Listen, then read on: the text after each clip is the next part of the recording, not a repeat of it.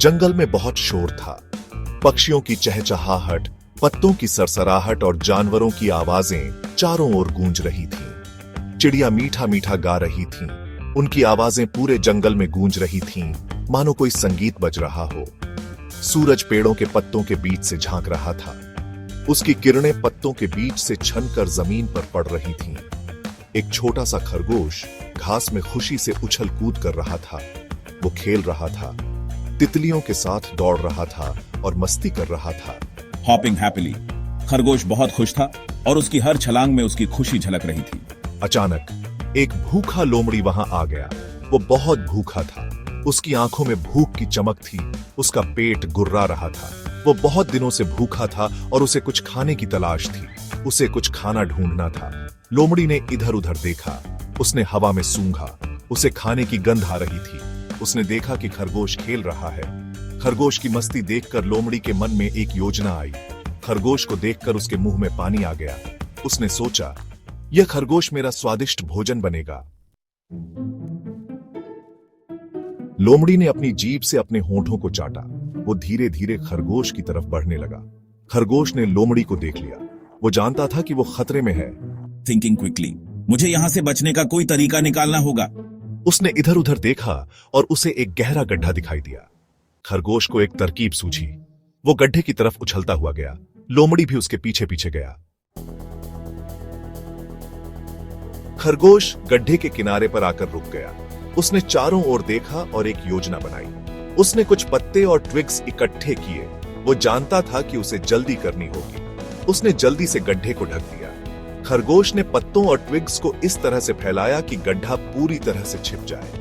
अब वो जमीन जैसा सपाट दिख रहा था। कोई भी इसे देखकर धोखा खा सकता था। लोमड़ी और करीब आ रहा था। उसकी चाल धीमी हो गई थी, जैसे उसे कुछ शक हो रहा हो। वो उस पर झपटने के लिए तैयार था।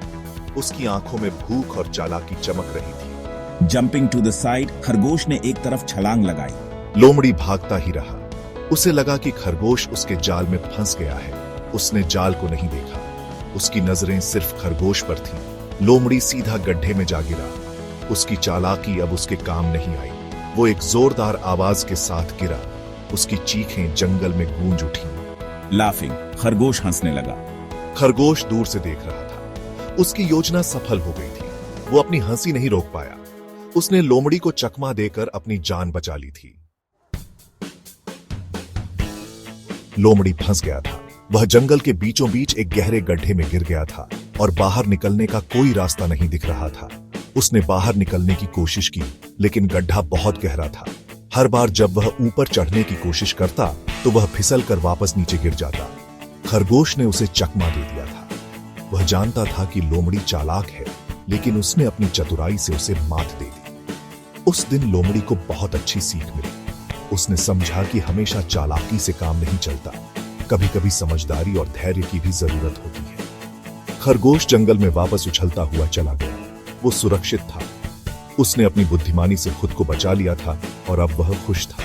Hopping back into the forest, खरगोश ने जंगल में वापस जाते हुए सोचा कि उसने एक बड़ी जीत हासिल की है। वो जानता था कि भले ही वो छोटा था, लेकिन वो बहादुर और होशियार था। उसने अपनी सूझबूझ से लोमड़ी को मात दी थी। हम सबको खरगोश से सीखना चाहिए। उसकी कहानी हमें सिखाती है कि मुश्किल हालात में भी हमें हार नहीं माननी चाहिए। हम बहादुर बन सकते हैं और मुश्किलों से बाहर आने के लिए अपने दिमाग का इस्तेमाल कर सकते हैं। हर समस्या का हल होता है, बस हमें धैर्य और समझदारी से काम लेना चाहिए। याद रखना, सबसे छोटा प्राणी भी सबसे ताकतवर हो सकता है। उसकी ताकत उसकी बुद्धिमानी और साहस में होती है।